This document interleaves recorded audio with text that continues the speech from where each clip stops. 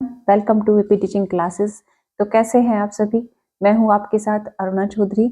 हम यहां पर डिस्कस करने वाले हैं सीटेट अगस्त 2023 के सीडीपी लेवल 2 के सॉल्यूशंस को।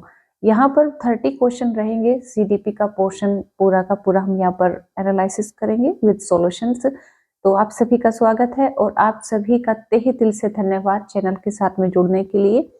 जो भी एस्पिरेंट्स है जो सीटेट की तैयारी कर रहे हैं या फिर अपने मार्क्स अपग्रेड कराने के लिए एफर्ट कर रहे हैं, जिनके मार्क्स अभी मतलब लास्ट अटेम्प्ट में कम रह गए हैं, तो उन सभी का स्वागत है।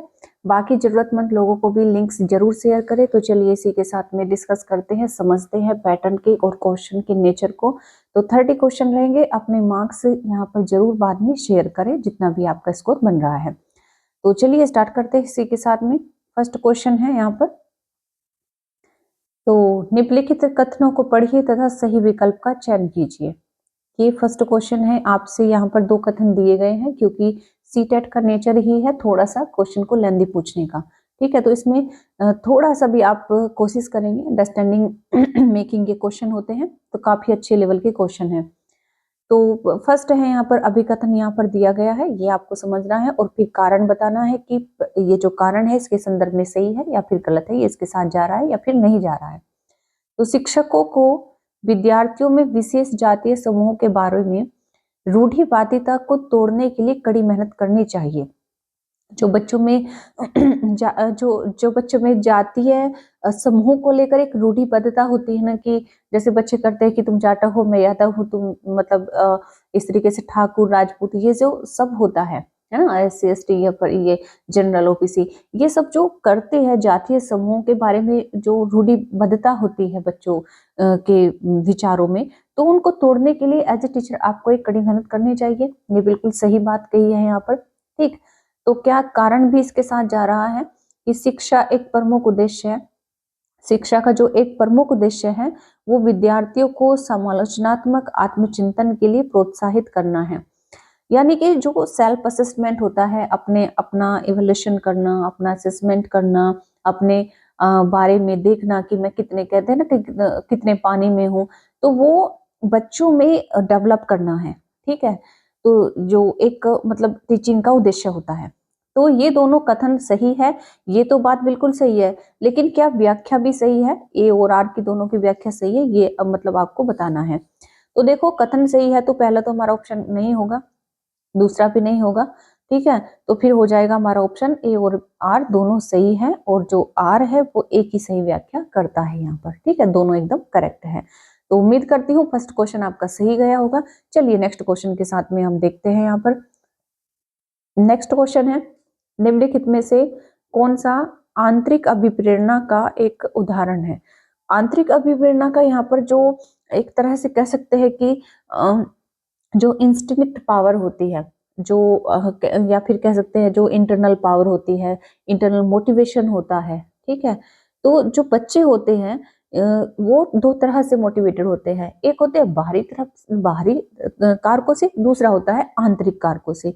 तो आंतरिक कारकों से अभिप्रेत बच्चा अगर होगा तो वो किस तरह की एक्टिविटी करेगा, तो वो यहाँ पर जो है व्यक्तिगत आनंद के लिए एक वाद्य यंत्र बजाना, ये इसमें ऑप्शन एकदम सही जाएगा।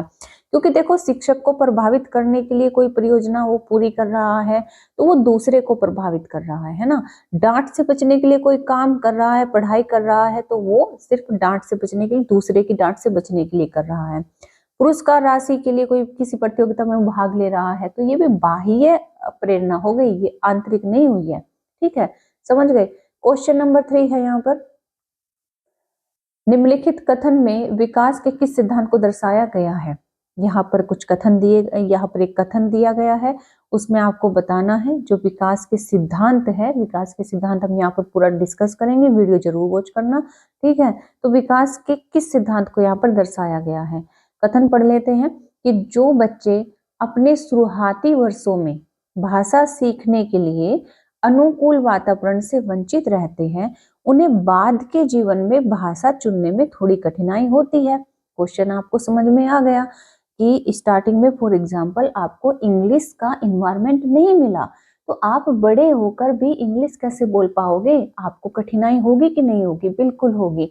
तो यही जो होता है, जिस तरीके से आपका डेवलपमेंट हुआ है, आपका विकास हुआ है, तो वो कौन से सिद्धांत पर आधारित है यहाँ पर? तो हम कहेंगे कि भाषा के विकास का एक संवेदनशील काल होता है। यानी कि जो डेवलपमेंट होता है, जैसे बच्चे का सामाजिक डेवलपमेंट है, बच्चे का जो है नैतिक डेवलपमेंट है, बच्चे का जो है शारीरिक डेवलपमेंट होता है, बच्चे का जो है संज्ञानात्मक डेवलपमेंट होता है, उसी तरीके से बच्चे का भाषात्मक डेवलपमेंट होता है, लैंग्वेज डेवलपमेंट हम जिसे कहते हैं।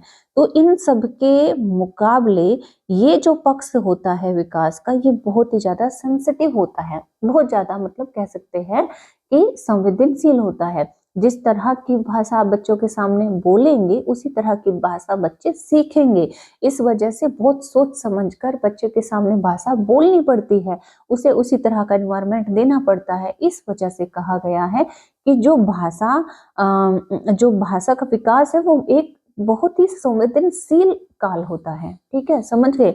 चलिए आगे यहाँ पर मूव करेंगे, क्वेश्चन नंबर 4 देखेंगे कि अधिगम, अधिगम यानी कि लर्निंग, यानी कि बच्चों को कुछ सिखाना। ठीक है, बच्चे जो भी सीखते हैं। तो अधिगम के सामान्य सिद्धांत बताते हैं कि विद्यार्थी बेहतर रूप से सीखते हैं यदि शिक्षक, यानी यहाँ पर सिखाने की बात हो रही है किसको? विद्यार्थी को।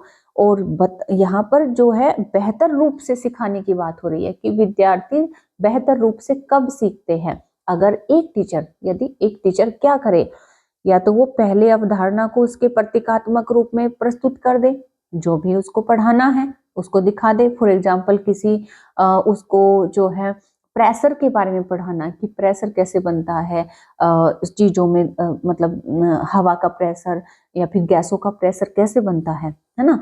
तो उसको प्रतीकात्मक रूप में वो दिखा दे किसी भी चीज में, जैसे गुब्बारे में हवा भर के दिखा दिया, और उसके जो है फिर बाद में भौतिक रूप में आए। ठीक, या फिर पहले अवधारणा को संपूर्ण रूप से परिचय दे दे, यानी पूरा कॉन्सेप्ट वो बता दे कि आज हम ये पढ़ने वाले हैं, और उसके बाद में मतलब मोटा मोटा समझा दे। ठीक है, एग्जाम्पल दे दे या फिर कुछ भी, और उसके बाद में उसकी बारीकियों पर जाए, है ना, रीजंस पर जाए, बारीकियों पर जाए।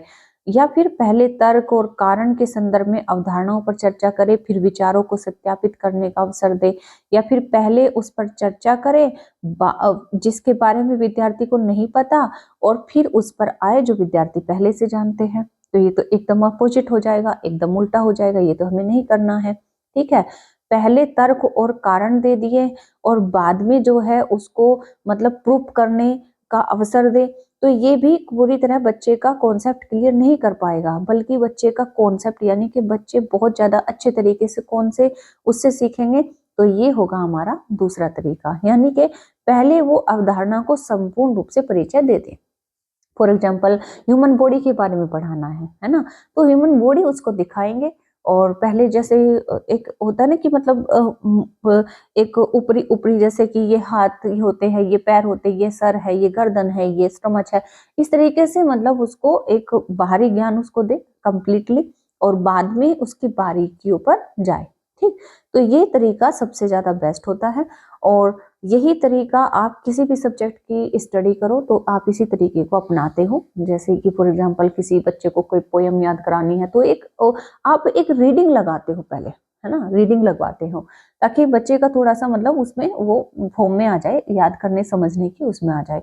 उसके बाद थोड़ा उसकी मतलब बारीकियों पर आप आते हो, याद कराने के उसमें, टेस्ट लेने के उसमें, इस तरीके की चीजें आप करते हो। क्वेश्चन नंबर 5 है, पूछ रहा है आपसे कि एक शिक्षिका अपने विद्यार्थियों को अधिसंज्ञानात्मक कौशल विकसित करने में मदद करना चाहती है, निम्नलिखित में से कौन सी रणनीति सबसे प्रभावी होगी? कहने का मतलब यहाँ पर यह है कि जो एक टीचर है, एक टीचर है ना, एक टीचर क्या चाह रही है कि उसके जो स्टूडेंट्स हैं, उसके कौन, जो स्टूडेंट्स हैं, वो अधिसंज्ञानात्मक कौशल, यानी कि जो एक कॉग्निटिव स्किल्स होती है, चीजों को समझने की, सोल्व करने की, ये जो स्किल्स होती हैं, तो उसको डेवलप करना चाहती है, ताकि बच्चे जो है चीजों में तर्क वितर्क करना सीखे, बच्चे उसको एनालिसिस करना सीखे।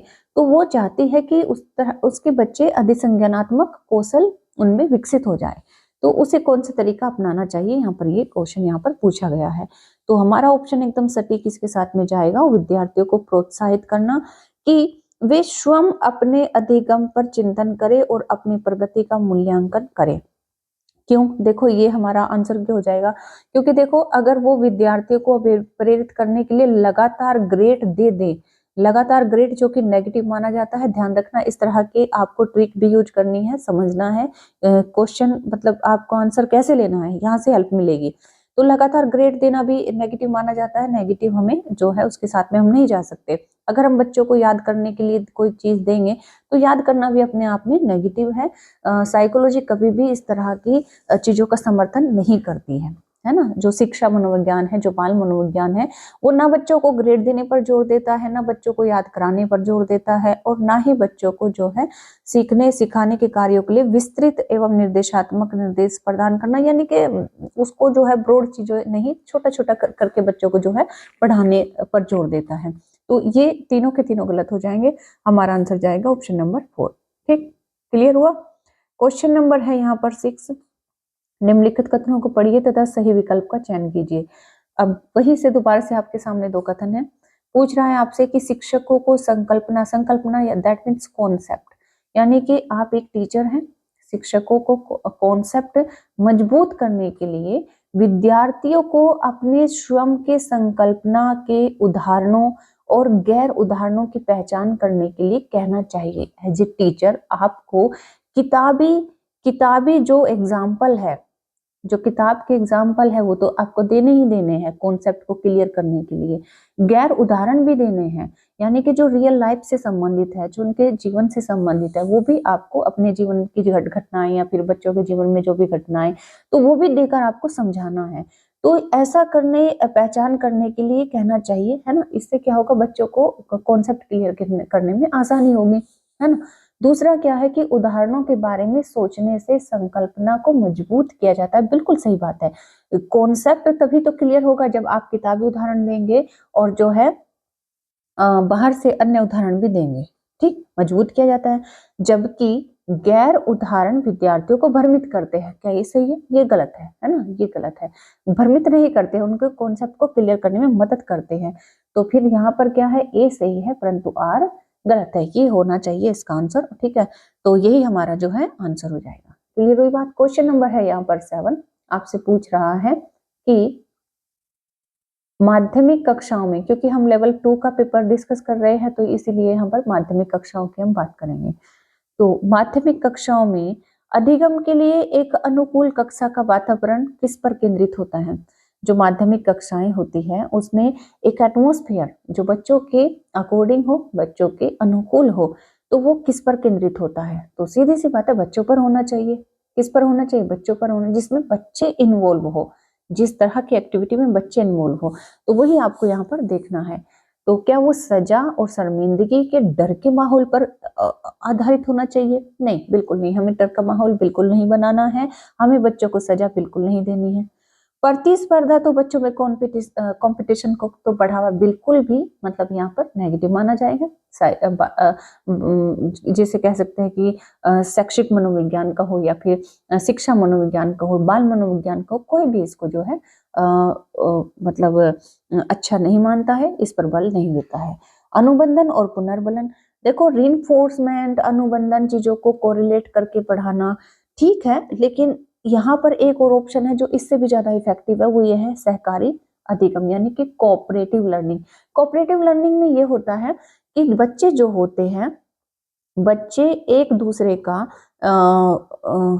कोऑपरेटिव, ठीक है, बच्चे जो है एक दूसरे को कोऑपरेट करके, जैसे एक दूसरे से क्वेश्चन पूछना, एक दूसरे की जब क्वेश्चन सोल्व कर रहे होते हैं तो उससे हेल्प लेना, ठीक है। तो इस तरीके से तर्क वितर्क करना, विचार विमर्श करना, इस तरीके से जब बच्चे सीखते हैं दूसरे के साथ में शेयर करके, तो वो ज्यादा लर्निंग इफेक्टिव मानी जाती है। और वहां पर हम कह सकते हैं कि जो माहौल होता है बच्चों के अनुकूल हो जाता है। समझ गए? तो ये छोटे बच्चों के स्तर पर हम नहीं कर सकते, क्योंकि वो आपस में क्या चर्चा करेंगे, कुछ भी नहीं। क्या तर्क वितर्क करेंगे, कुछ भी नहीं, है ना। तो लेकिन हम माध्यमिक कक्षाओं में ये कर सकते हैं। क्वेश्चन नंबर 8 है, पूछ रहा है आपसे कि जटिल समस्याओं से जूझ रहे अमन, यहाँ पर एक बच्चे को रख दिया गया है, उसी को जो है इंडिकेट करके क्वेश्चन पूछा गया है। तो जटिल समस्याएं हैं किसके सामने? अमन के सामने, जिनको वो सोल्व करने की कोशिश कर रहा है। तो अमन की समस्या समाधान कौशल विकसित करने में एक शिक्षक होने के नाते आप किस तरीके से उसकी मदद कर सकते हैं। तो यही आपको मतलब यहाँ पर बताना है। तो उसे मंथन करने के लिए और विचार उत्पन्न करने के लिए प्रोत्साहित करके, या फिर उसे प्रयोग करने और जोखिम लेने के लिए हतोत्साहित करके, या फिर उसे उत्तर प्रदान करते डायरेक्ट कि तुम कष्ट मत उठाओ, है ना, कि ये रहा डायरेक्ट आंसर, तो क्या ये करोगे, या फिर उसे जो है डिमोरलाइज करोगे, यही है ना, ये सब आप नहीं करोगे। उसे यह कहकर कि वह समस्या सुलझाना छोड़ दे, तो यहाँ पर भी आपने उसको डिमोटिवेट कर दिया। तो ये सब आपको नहीं करना है, बल्कि आप उसकी हेल्प कब करोगे, जब आप उसे कहोगे, मंथन करने के लिए कहोगे और विचार उत्पन्न करने के लिए क्या करोगे, प्रोत्साहित करोगे, है ना। क्वेश्चन नंबर 9, क्वेश्चन नंबर 9 ये है कि बोध आधारित शिक्षण, बोध आधारित शिक्षण का मतलब यहाँ पर अंडरस्टैंडिंग मेकिंग शिक्षण, कहने का मतलब ये है, एक होता है जिसे हम कह सकते हैं कि मेमोरी लेवल शिक्षण, जिसमें हम बच्चों को सिर्फ चीजों को डायरेक्ट याद करने के लिए देते हैं कि भारत की राजधानी क्या है, वो डायरेक्ट बता देगा कि दिल्ली है, उसको याद करना है, सिर्फ उसमें समझना कुछ नहीं है, ठीक। लेकिन एक होता है अंडरस्टैंडिंग मेकिंग शिक्षण। तो अगर हम बच्चों की अंडरस्टैंडिंग मेकिंग कराना चाहते हैं कि भारत की राजधानी दिल्ली है, ठीक है, लेकिन वो क्यों है, उसके लिए हमें उसी तरह के क्वेश्चन पूछने पड़ेंगे, क्यों और क्या कैसे वाले, ठीक। तो हम तब उस तरह से अगर बच्चों की अंडरस्टैंडिंग मेकिंग शिक्षण कराना चाहते हैं, तो तब उनसे जो है ये मतलब जो सिद्धांत है, अंतर्निहित सिद्धांत यह है, इसका जो विश्वास है, ये आपको 4 ऑप्शन है, इनको पढ़कर बताना है। तो देखो, शिक्षार्थियों, अगर हम ऐसा शिक्षण कराते हैं, तो शिक्षार्थियों की क्षमताएं और आवश्यकताएं विविध हैं, जिन्हें मानक निर्देशों पर ध्यान केंद्रित किए बिना पूरा नहीं किया जा सकता। देखो, अगर हम मानकता की बात करेंगे, तो हम जो है समावेशी को के साथ में नहीं जा रहे हैं, और समावेशी शिक्षा ये कहती है कि हमें तो सब तरह के बच्चों को पढ़ाना है, इसीलिए हमें अपना जो पाठ्यक्रम है उसको लचीला रखना पड़ेगा, ठीक है, लचीला रखना पड़ेगा, तो हम स्टैंडर्ड को फॉलो नहीं कर सकते। फिर क्या करना चाहिए कि ऐसा करने के लिए एक सुविधाजनक वातावरण प्रदान किए जाने पर शिक्षार्थी ज्ञान का निर्माण कर सकते हैं। हाँ, अगर हम उन्हें बच्चों को एक ऐसा एटमॉस्फेयर दे रहे हैं, एक ऐसा इन्वायरमेंट दे रहे हैं जिससे कि बच्चे इजीली चीजों को सीख ले, तो ये कह सकते हैं कि शिक्षार्थियों के ज्ञान के निर्माण में मदद मिलेगी। अगर हम शिक्षार्थी यहाँ पर ये मान ले कि शिक्षार्थी कम जानते हैं और शिक्षण में विद्यार्थियों के लिए तथ्यों का प्रसारण शामिल है, तो शिक्षार्थी कम नहीं जानते हैं, ये आपका भ्रम होता है। शिक्षार्थी कहीं ना कहीं टीचर से भी ज्यादा कई बार आगे निकल जाते हैं, तो हम इस कथन के साथ में नहीं जा सकते। शिक्षार्थी निष्क्रिय प्राप्तकर्ता बिल्कुल नहीं होता है, ये कथन आपको ध्यान रखना है। यहाँ पर शिक्षार्थी के साथ में हमेशा सक्रिय पॉजिटिव माना जाता है, ये सही है। निष्क्रिय गलत माना जाएगा, निष्क्रिय नहीं, वो सक्रिय होता है, ठीक है। जो लर्नर्स होता है वो एक्टिव होता है, तो ये पॉजिटिव माना जाता है। तो यहाँ पर हमारा जो है ऑप्शन हो जाएगा ऑप्शन नंबर बी। इस तरीके से आपको जो है आंसर लेना सीखना है। क्वेश्चन नंबर 10 है, आपसे पूछ रहा है कि वह विद्यार्थी जो पठन वैकल्य यानी कि जिसे हम कह सकते हैं डिसलेक्सिया जो प्रॉब्लम है, जिसमें बच्चे को पढ़ने और लिखने संबंधी समस्या होती है, ये एक हम कह सकते हैं कि एक तरह की साइकोलॉजिकल तो नहीं है ना, लेकिन एक तरह से हम कह सकते हैं ये डिसऑर्डर है एक तरह का, और जिसमें कि जो हमारा माइंड का एक जो पार्ट होता है, एक हिस्सा होता है जो एक्टिव नहीं होता और जो काम नहीं करता उस समय पर, जब बच्चा कोई सिमिलर वर्ड उसके सामने होते हैं। तो एक पठन वैकल्य यानी कि डिसलेक्सिया हम जिसे कहते हैं, अगर किसी बच्चे में है और वो बच्चा जूझता है किससे, अगर वह विद्यार्थी जो पठन वैकल्य से जूझ रहे हैं को पढ़ाना या फिर सिखाया जा सकता है, यानी कि उसको कौन से तरीके से हम चीजों को सिखा सकते हैं, तो उन्हें कई विकर्षणों में अध्ययन करने के लिए प्रोत्साहित करके, यानी कई टुकड़ों में मतलब कई तरीकों से उनको अध्ययन करा के, या फिर सुधारात्मक पठन सुनिश्चित करने के लिए सख्त दंड के उपयोग के माध्यम से। देखो, दंड हमें बच्चों को पनिशमेंट बिल्कुल भी नहीं देना है, ये आप हमेशा नेगेटिव इसको मानोगे, नेगेटिव सेंस में लोगे, तो ये हमारा आंसर कभी नहीं होगा, ठीक है। प्रणालीगत ध्वन्यात्मक प्रशिक्षण के माध्यम से, प्रणालीगत यानी कि जो फोनोलॉजी सिस्टम होता है, फोनोलॉजी में हम बच्चों को मतलब जो जो जैसे कि ए बी सी डी इस तरीके से जो होते हैं वो एज ए मतलब कह सकते हैं कि उनको बोलकर साउंड के माध्यम से इस तरीके से मतलब उनको सामने से वो चीजें जिससे कि वो बच्चे वर्ड की जो लय होती है उनको समझ पाए, है ना। और तब उस माध्यम से बच्चों में कुछ सुधार आता है, तब उस माध्यम से कह सकते हैं कि बच्चे वर्ड को समझते हैं। जैसे कि होता क्या है कि जैसे 61 है तो वो बच्चा उसको 61 को एकदम अपोजिट देखेगा और अपोजिट ही फिर लिखेगा, ठीक। तो वो इस तरीके से जैसे अगर उसके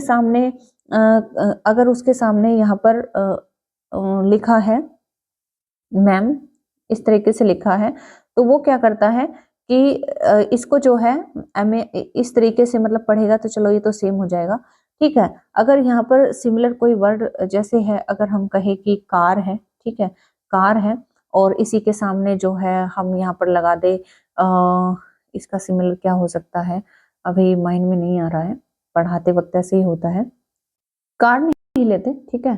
तो जैसे यहाँ पर अगर हम देखें बहुत ही सिंपल सा, हर बार जैसे कई बार इसमें पूछा जाता है, जैसे वाच है, वाच लिखा है तो वो उसको क्या पढ़ेगा, सा पढ़ेगा और सा ही लिखेगा, ठीक है।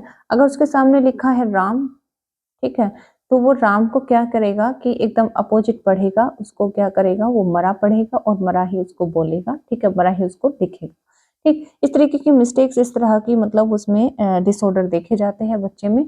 तो ये डिसलेक्सियास की एक तरह से कह सकते हैं कि विशेषताएं होती है। अगर किसी बच्चे में डिसलेक्सिया की प्रॉब्लम है तो वो इस तरह की मिस्टेक वो करता है पढ़ने लिखने संबंधी, ठीक। तो उसको सुधारा जा सकता है प्रणालीगत ध्वन्यात्मक प्रशिक्षण के माध्यम से, फोनोलॉजी सिस्टम से उसको जो है चीजों इसके पठन वैकल्य को थोड़ा सुधार मतलब उसमें लाया जा सकता है। क्वेश्चन नंबर 11 है, 11 पूछ रहा है कि निम्नलिखित में से कौन सा समूह उन विशिष्टताओं का सही ढंग से उल्लेख करता है जो प्रतिभाशाली विद्यार्थियों और कक्षा में अन्य विद्यार्थियों के बीच आमतौर पर भिन्न होते हैं।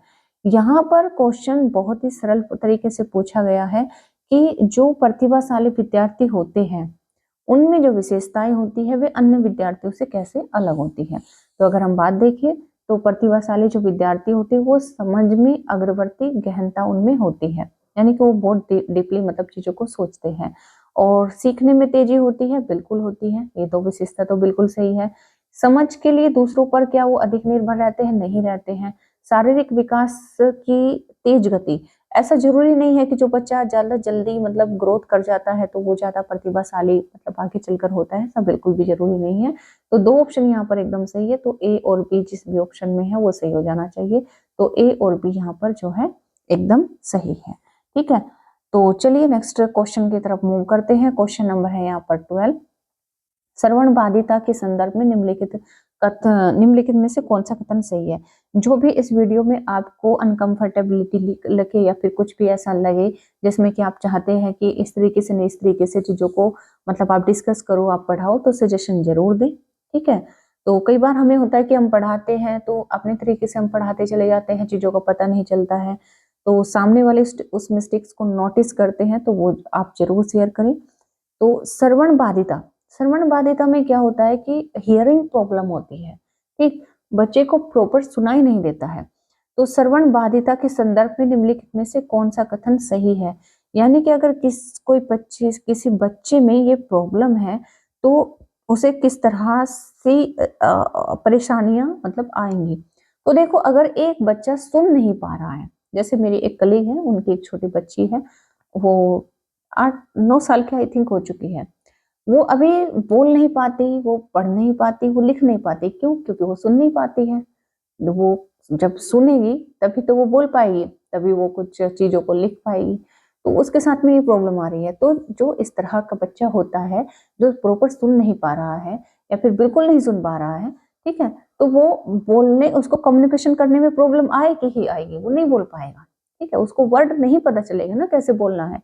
तो यहाँ पर जो है इस तरह की प्रॉब्लम बच्चे के सामने आएगी। श्रवण बाधिता के जो बच्चे होते हैं प्रभावी ढंग से संवाद करने की क्षमता उसे जो है बच्चों में प्रभावित कर सकती है, ठीक।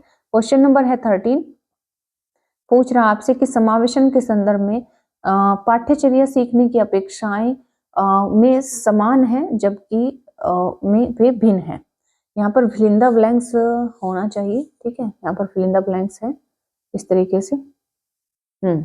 तो अब यहाँ पर आपको फिल इन द ब्लैंक्स जो है फिल करना है। तो समावेशन जो होता है यानी कि इंक्लूसिव जो एजुकेशन के संदर्भ में अगर हम बात करें तो समावेशन के संदर्भ में जो पाठ्यचर्या है, पाठ्यचर्या यानी कि बच्चों को पढ़ाने के तरीके, बच्चों को एक्टिविटी कराने के तरीके, पाठ्यचर्या में सब कुछ आ जाता है, पाठ्यक्रम में तो सिर्फ और सिर्फ टॉपिक आते हैं, ठीक है।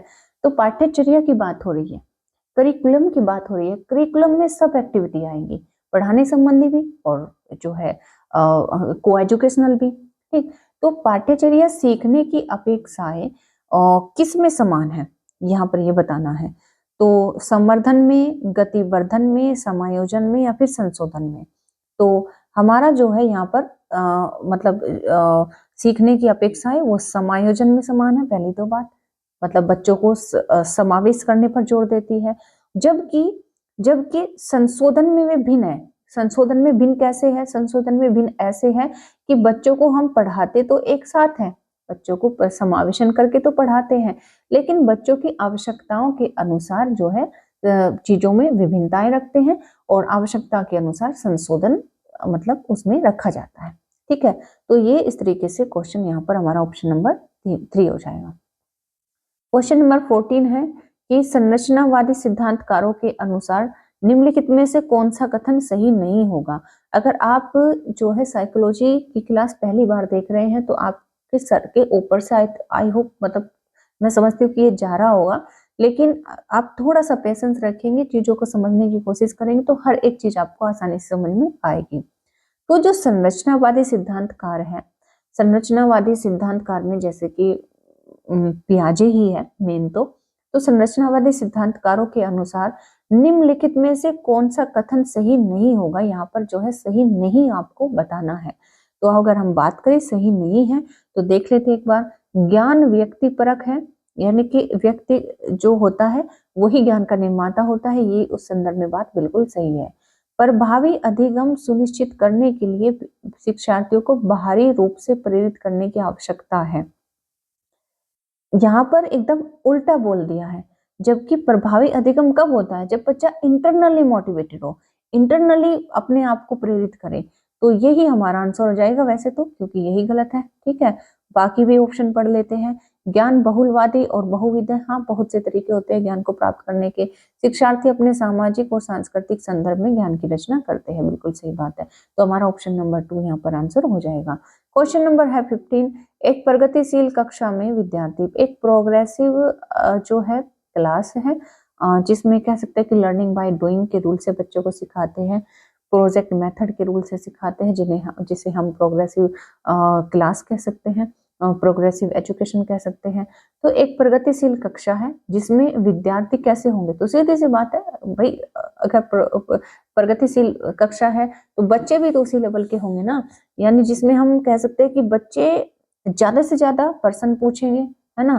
तो हम यहाँ पर जो है अधिक पर्सन नहीं पूछते हैं, ये गलत हो जाएगा। बहुत ज्यादा पर्सन पूछते हैं बच्चे, शिक्षक से पर्सन पूछते हैं, बिल्कुल सही बात है, एक दूसरे से भी पर्सन पूछते हैं, स्वयं से भी पर्सन पूछते हैं, है ना।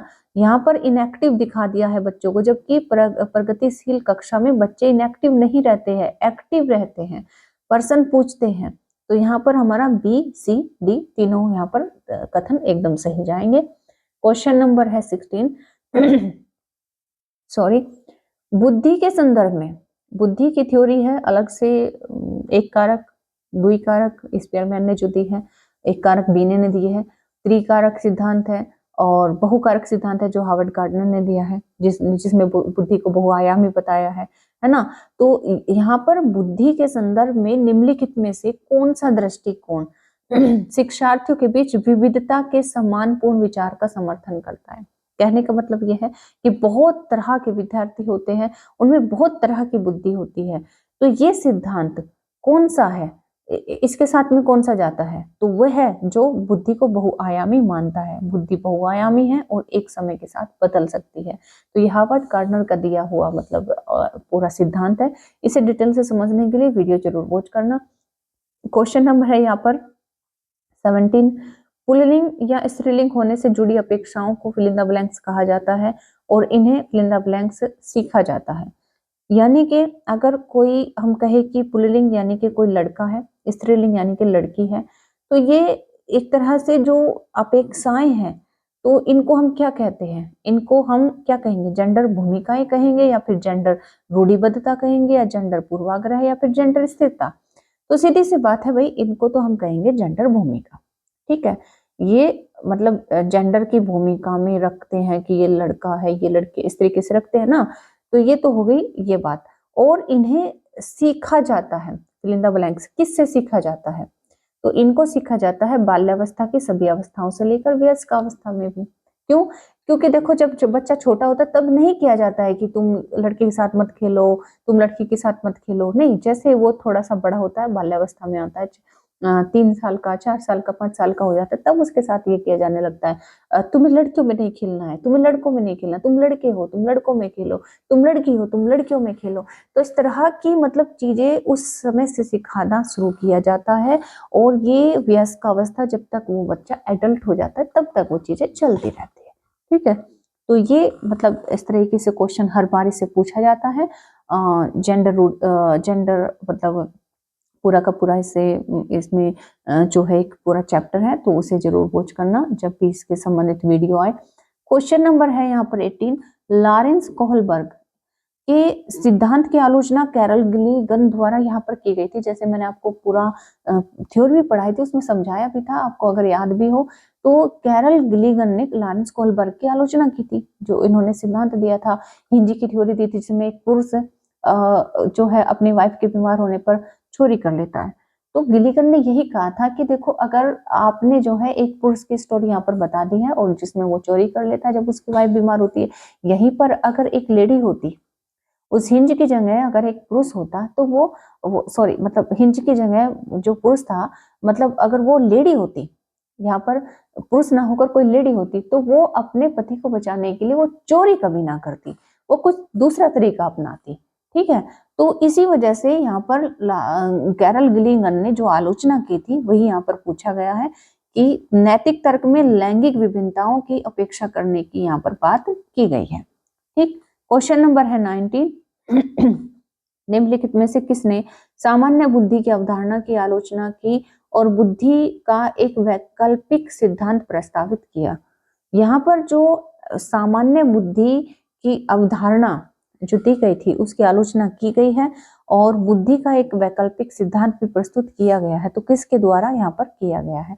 तो वो किया गया किसके द्वारा? हार्वर्ड गार्डनर के द्वारा। ठीक है, क्योंकि जो है स्पीयरमैन ने विशिष्ट बुद्धि, सामान्य बुद्धि, इस तरीके से 2 प्रकार की बुद्धियों को बताया है, तो इन्होंने उसकी आलोचना की है। और फिर बहुआयामी, बहुपक्षीय, जिसे हम कह सकते हैं बहुबुद्धि भी कहते हैं, मल्टीपल इंटेलिजेंसी भी कहते हैं, तो ये सिद्धांत किसने दिया? हार्वर्ड गार्डनर ने दिया है। ठीक, चलिए क्वेश्चन नंबर 20 है, समावेशी शिक्षा में क्या शामिल है? इंक्लूसिव एजुकेशन में यहाँ पर क्या शामिल है, यानी कि इंक्लूसिव एजुकेशन की विशेषता यहाँ पर आपको बतानी है कौन सी है।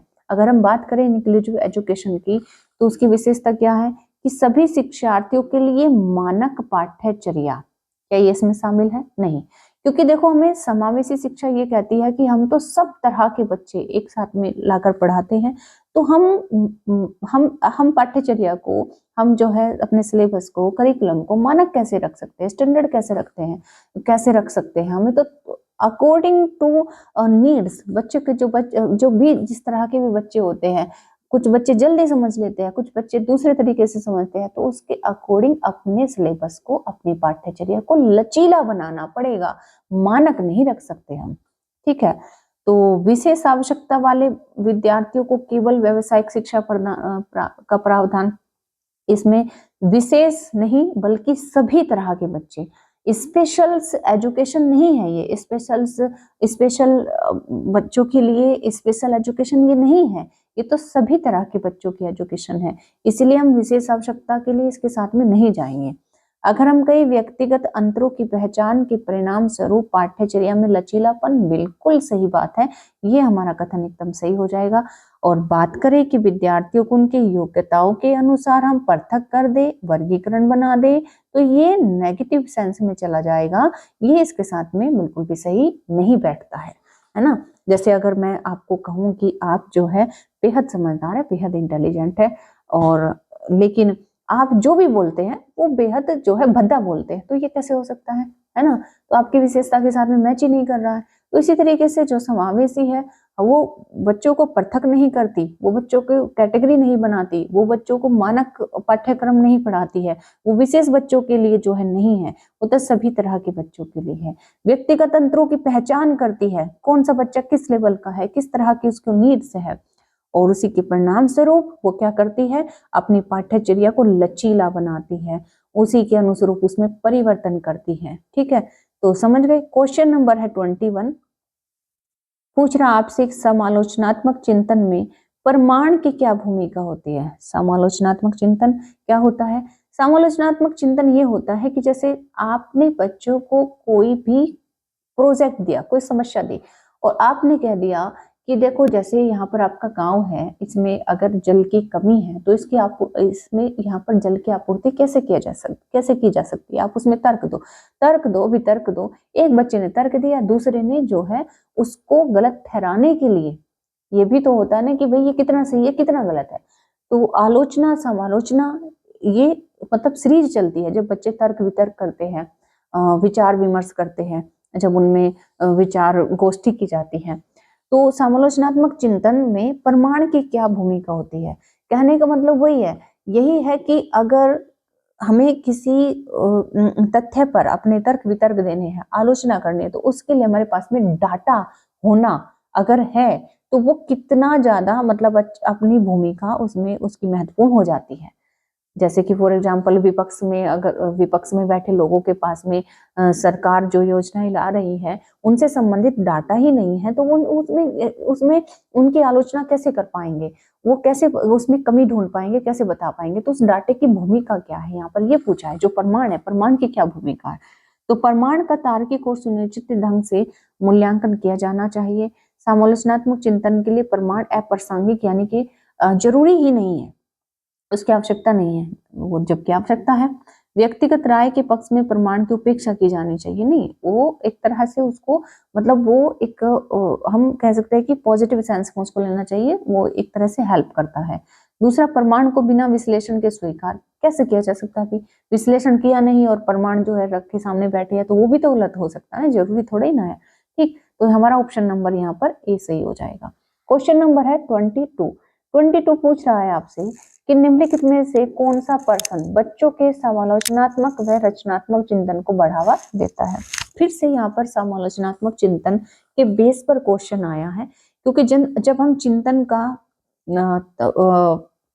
वो चैप्टर पढ़ेंगे तो उसमें जो है अपसारी चिंतन, अभिसारी चिंतन, और यहाँ पर एक जो मतलब कह सकते हैं कि समालोचनात्मक चिंतन, रचनात्मक चिंतन, ये सभी तरह के चिंतनों के बारे में हम उसमें पढ़ेंगे। तो यहाँ पर क्वेश्चन सीधे तौर पर आपसे ये पूछा गया है कि जब बच्चे जो होते हैं निम्नलिखित में से कौन सा पर्सन हम उन्हें दें जिससे कि बच्चे समालोचनात्मक व रचनात्मक चिंतन उनमें जो है उनको बढ़ावा मिले। एक तो ये होता है कि सीधे उनसे पूछ ले कि भारत की राजधानी क्या है, उन्होंने सीधे आंसर दे दिया दिल्ली, है ना, होगी बात खत्म। उन्हें क्या कुछ सोचना पड़ा, दिमाग लगाना पड़ा? नहीं।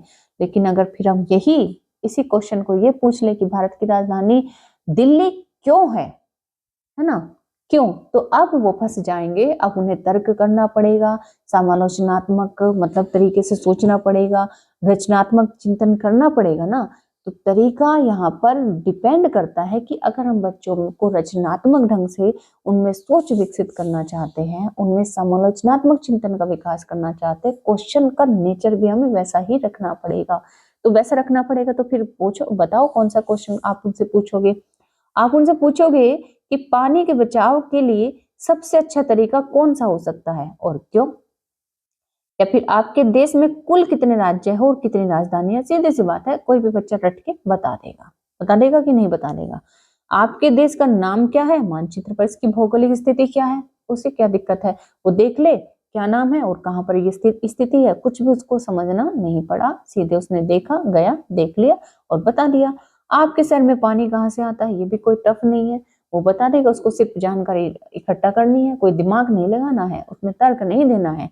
ठीक है। लेकिन यहाँ पर वो फंस जाएगा, यहाँ पर उसे तर्क लगाना पड़ेगा, सोचना पड़ेगा, अपने नवाचार उसमें मतलब नए नए विचारों का आगमन उसके दिमाग में होगा। कब? जब उससे ये क्वेश्चन पूछा जाएगा कि पानी के बचाव के लिए सबसे अच्छा तरीका कौन सा हो सकता है और क्यों? और क्यों? यहाँ पर मतलब क्यों उसने बता दिया, फिर अगर उससे पूछे कैसे, है ना, तब भी वो फंस गया। तो इस तरीके से उसमें रचनात्मक और समालोचनात्मक चिंतन का विकास हम कर सकते हैं। फिर आ गया क्वेश्चन 23। निम्नलिखित कथनों को पढ़िए तथा सही विकल्प का चयन कीजिए। अब कथन ये है कि बच्चों में संज्ञानात्मक विकास पर भाषा के प्रभाव और जीन पियाजे और लेव वाइगोत्स्की के दृष्टिकोण में भिन्नता है। बिल्कुल सही बात है। जीन पियाजे, चॉम्स्की और वाइगोत्स्की ने भाषा डेवलपमेंट पर, भाषा विकास पर बहुत काम किया है। इसमें अपने सिद्धांत उन्होंने दिए हैं। तो यहाँ पर जो है बच्चों में संज्ञानात्मक विकास, जो कि मतलब पियाजे बताते हैं, और संज्ञानात्मक विकास पर भाषा का प्रभाव जीन पियाजे और लेव वाइगोत्स्की के दृष्टिकोण में भिन्नता है। बिल्कुल सही बात है। खोज अधिगम में शिक्षक अवसर प्रदान करता है और विद्यार्थी स्वयं जानकारी प्राप्त करने के लिए उन्मुख होता है, जैसे कि यहाँ पर जीन पियाजे मानते हैं खोज अधिगम इन्हीं की देन है। और इनका कहना यह है कि इसमें बच्चे जो लर्निंग करते हैं वो खोज के माध्यम से करते हैं। ठीक है, खोज मतलब कह सकते हैं कि एक तरह से इनको भी हम कह सकते हैं, इनके भी साथ में जाएंगे, और साथ ही साथ में जो मतलब जैसे कि हम प्रोग्रेसिव एजुकेशन पढ़ते हैं, ठीक है, उसमें भी बच्चों को इसी तरीके से पढ़ाया जाता है। ठीक, तो शिक्षक अवसर प्रदान उसमें बच्चों को करते हैं और विद्यार्थी स्वयं जानकारी प्राप्त करने के लिए उन्मुख होते हैं। ठीक है, तो बिल्कुल सही बात है, दोनों कथन सही है, लेकिन क्या ये जो आर है वो एक ही सही व्याख्या करता है, ये आपको यहाँ पर बताना है। तो कथन तो बिल्कुल सही है, लेकिन वो जो कारण है वो एक ही सही व्याख्या बिल्कुल भी नहीं करता है, बल्कि दोनों सही है अपने आप में। ठीक, क्वेश्चन नंबर 24 है, आपसे पूछ रहा है कि निम्नलिखित कथनों को पढ़िए तथा सही विकल्प का चयन कीजिए। कथन यह है कि बच्चों के बीच विकासात्मक दरों में काफी विभिन्नताएं मौजूद होती हैं। बच्चों की जो विकास की दर होती है उनमें मतलब डिफरेंस देखने को मिलते हैं। कोई किसी दर से बढ़ता है, कोई जल्दी बढ़ जाता है, कोई देर से बढ़ता है। बिल्कुल इसमें विभिन्नता देखने को मिलती है। तो विकासात्मक अंतर आनुवंशिक, और यानी कि जो बच्चे कोई जल्दी पढ़ रहा है, कोई देर से पढ़ रहा है, तो ये जो अंतर आता है, ये इसका कारण क्या है? इसका कारण क्या? आनुवंशिक और अनुभवात्मक। अनुभवात्मक यानी इन्वायरमेंट, पर्यावरण जिसे हम कह सकते हैं। तो आनुवंशिक और अनुभवात्मक विविधताओं की जटिल अंतःक्रिया का एक अनिवार्य परिणाम है। एकदम सही कथन है, दोनों के दोनों, कोई भी गलत यहाँ पर नहीं है। ठीक है, तो इस संदर्भ में हमारा जो है ऑप्शन नंबर 3 सही हो जाएगा। क्वेश्चन नंबर है 25। भाई बहन के रिश्ते या फिर रिश्तों में यहाँ पर जो है आपको बताना है कि जो भाई बहन के रिश्ते, तो थोड़ा अजीब क्वेश्चन ये पूछ लिया गया है। ठीक है, इस तरह के क्वेश्चन पूछने का कोई मतलब नहीं होता है, ये मतलब बस बना दिया। इसमें कह सकते हैं कि इसमें साइकोलॉजी नहीं है। इस क्वेश्चन में मैं नहीं मानती कि साइकोलॉजी है। साइकोलॉजिकली तरीके से इसको पूछा ही नहीं गया है। ठीक है, कोई बात नहीं, जिस तरह के भी क्वेश्चन पूछते हैं वो हमें आंसर तो लेना ही है। चलिए, भाई बहन के रिश्तों तो माता पिता और साथियों के साथ संबंधों से भिन्न होते हैं और बाल्यावस्था में सामाजिकरण में महत्वपूर्ण भूमिका निभाते हैं। केवल प्रारंभिक बाल्यावस्था में ही महत्वपूर्ण भूमिका निभाते हैं कि सामाजिकरण में अधिक महत्वपूर्ण भूमिका नहीं निभाते। माता पिता और साथियों के साथ संबंधों में समान है और बाल्यावस्था में सामाजिकरण में महत्वपूर्ण भूमिका निभाते हैं। तो देखो, थोड़ा सा अटपटा सा क्वेश्चन है ना, बिल्कुल भी इसमें कोई लॉजिक नहीं है, लेकिन फिर भी अगर सीधे संदर्भ में इसका आंसर लिया जाए तो जो भाई बहन के रिश्ते होते हैं, तो भाई बहन के रिश्ते क्या होते हैं? माता पिता से और साथी संबंधियों से अलग होते हैं। अगर इसका आंसर सीधे बनता है तो वो यही है। और बाल्यावस्था में सामाजिकरण में महत्वपूर्ण भूमिका ये निभाते हैं। ठीक है, चलिए क्वेश्चन नंबर 26 है। 26 क्वेश्चन ये है कि महारत निपुणता लक्ष्य, महारत निपुणता लक्ष्य यानी कि जिसे हम कह सकते हैं कि जो बच्चे जो होते हैं गोल अचीव करने, गोल ओरिएंटेड, मतलब जैसे कि हमें गोल अचीव करना है, ठीक है, और एक होते हैं मतलब परफॉर्मेंस ओरिएंटेड। जो बच्चे ये होते हैं कि हमें परफॉर्मेंस अच्छा करना है, एक बच्चे कि हमें महारत हासिल करना है किसी चीज में, हमारा तो लक्ष्य ही यही है कि हमें हमें अपने ग्रेड्स नहीं बढ़ाने हैं, हमें डिस्ट्रिक्ट टॉप इसलिए नहीं करना है कि मतलब क्या है कि हमें अच्छे मार्क्स लाकर डिस्ट्रिक्ट टॉप करके ये दिखाना है कि हम बहुत अच्छे हैं, बहुत पढ़ाई में अच्छे हैं, है ना। वो तो हो जाएंगे प्रदर्शन लक्ष्य, वो तो सिर्फ अपने आप को प्रदर्शित करना चाहते हैं। लेकिन ये जो महारत निपुणता वाले लक्ष्य वाले बच्चे होते हैं, जो कह सकते हैं कि अपने आप को, ये ग्रेड के पीछे नहीं भागते, ये मार्क्स के पीछे नहीं भागते, ये जिस काम को कर रहे हैं उस काम में सिर्फ महारत हासिल करना चाहते हैं, निपुणता हासिल प्राप्त करना चाहते हैं, ताकि आगे जाकर ये उसको यूटिलाइज कर सके, है ना। तो ये आपको बताना है कि इसमें इन दोनों में जो है क्या अंतर है। तो यहीं पर इन्हीं ऑप्शन में से आपको इसका आंसर लेना है। तो ऑप्शन नंबर हमारा हो जाएगा लास्ट, यानी कि 4, क्योंकि जो सीधा इसका आंसर बनना है बिना पढ़े, आपको यहाँ पर क्लियर है कि महारत लक्ष्य अपने कौशल और कार्य की समझ में सुधार करने पर केंद्रित है। सीधा जो मैंने आपको समझा दिया है वही है।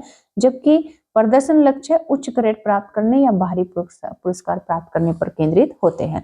तो सीधे से इससे क्वेश्चन इस तरीके से आते हैं, तो आपको जो है ज्यादा इसमें सोचने समझने और दिमाग लगाने की जरूरत नहीं है, ये क्लियर है। इसी तरीके से मतलब डायरेक्ट यहाँ से क्वेश्चन पूछा जाता है। क्वेश्चन नंबर है यहाँ पर, निम्नलिखित में से कौन सी पियाजे के संज्ञानात्मक विकास के सिद्धांत की सीमा है। जब हम पियाजे की थ्योरी को पढ़ेंगे, तो पियाजे की थ्योरी एक बार हम डिस्कस भी कर चुके हैं, तो आई होप आपने वॉच किया होगा, समझा होगा।